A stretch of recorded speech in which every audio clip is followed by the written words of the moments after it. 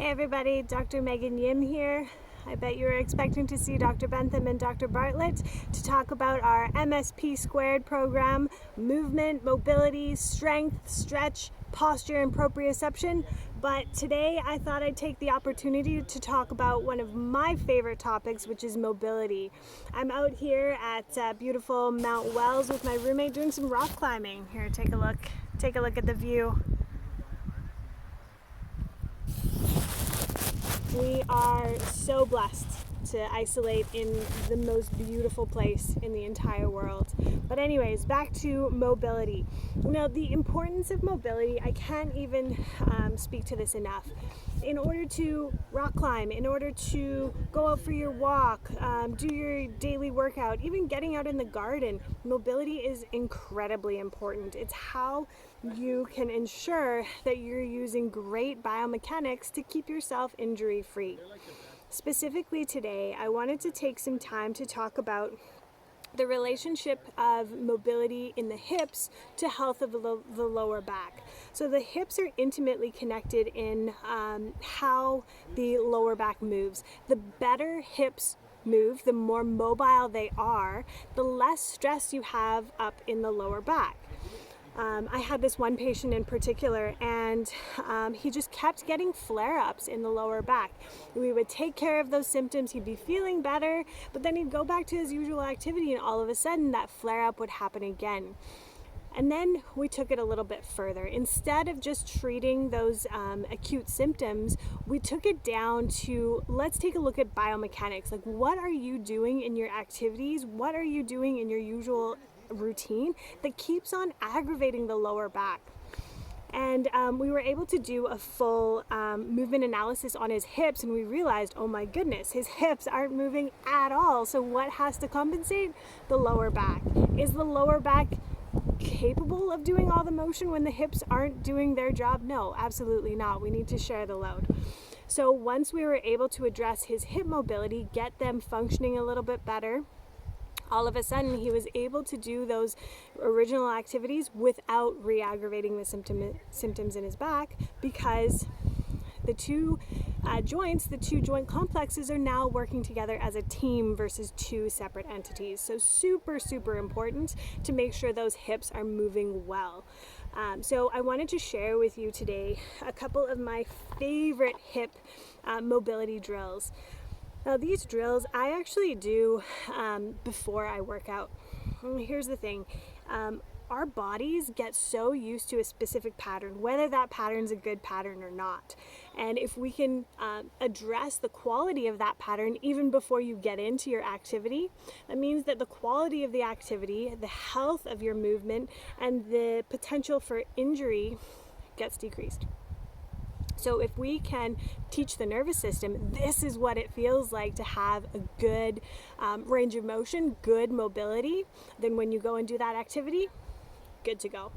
So the best exercise that I've come across in all of my learning, all of my research, etc., is what's called a controlled articular rotation of the hip.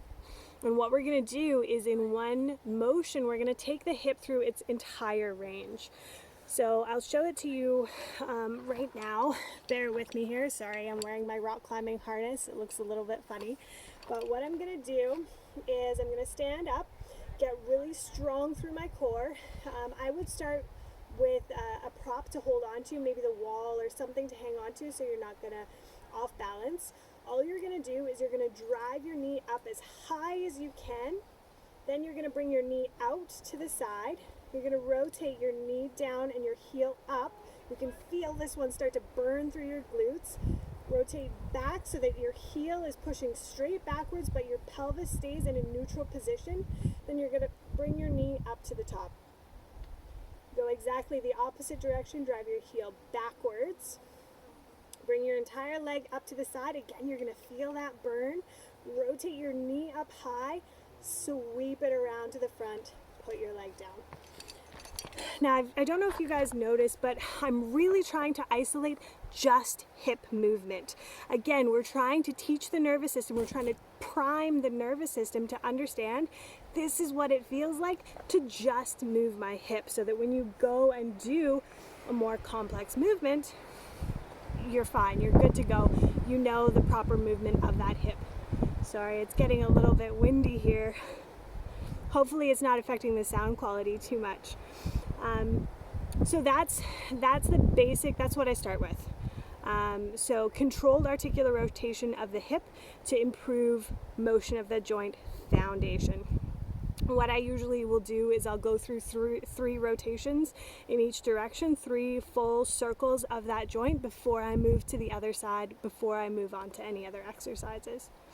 Okay, so again, make sure you have something to stabilize yourself for the first couple of times. Maybe even do it in front of a mirror so that you can make sure that you're really just isolating that hip joint movement apart from anything else. Okay, so the second exercise I want to go through with you is a modified windshield wiper exercise. Now you might recognize this exercise from our morning routine video. I think we sent it out a couple of months ago. It's a great way to start the day because it limbers up the hips, but it also primes the lower back for a little bit of stabilizing at the same time. So I'll show you a couple of different variations. So I'm going to have a seat here, get my legs into a 90-90 position. So you can see there's a 90-degree angle in my front leg, 90-degree angle in my back leg. If you need to, hands on the ground, lean back into this. All I'm going to do is windshield wiper my hips side to side. Okay? So you're practicing some internal and external rotation on each side.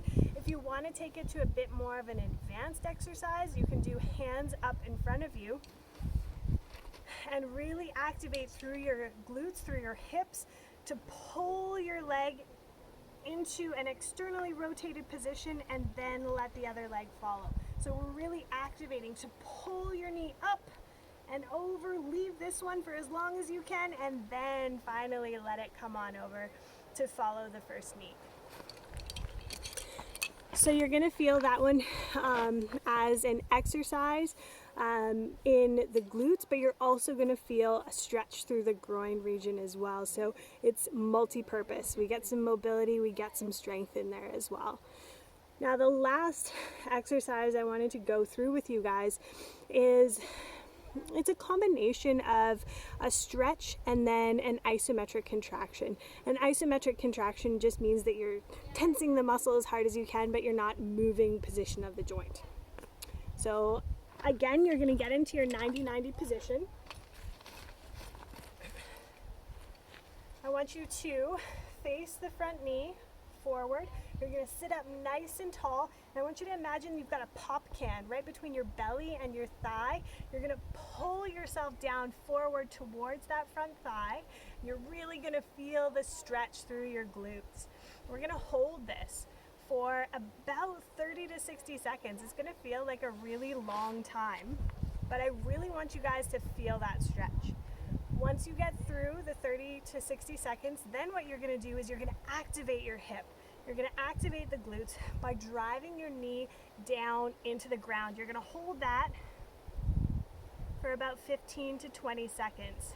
In that way, we're strengthening at your muscle's end range. All right, so we hold that contraction, and I want to emphasize that improvements in mobility, they don't happen overnight. They're not going to happen with one repetition. So make sure you go through at least 3 repetitions each side. And I really encourage you guys, consistency is key in literally everything you do, whether it's your foams, whether it's fixing your ergonomics and your posture at work, whether it's, you know, sitting up straight on the couch when you're watching movies all day, because that's pretty much all we can do. Whatever it is, if you want to build a new habit, if you want to build increased mobility, if you want to build increased strength, consistency, that's a big one. So I hope today's exercise or video on mobility exercises was helpful. If you have any questions, I'm of course always available. Even out here on a mountainside, I'm still answering emails. So if you want any clarity, if you want links to the specific videos that demonstrate each of those exercises, I have those available for you guys as well. Anyways, it was great checking in. I'm so glad that we have an avenue to keep in touch with you guys, and I cannot wait until we get back to some normal routine.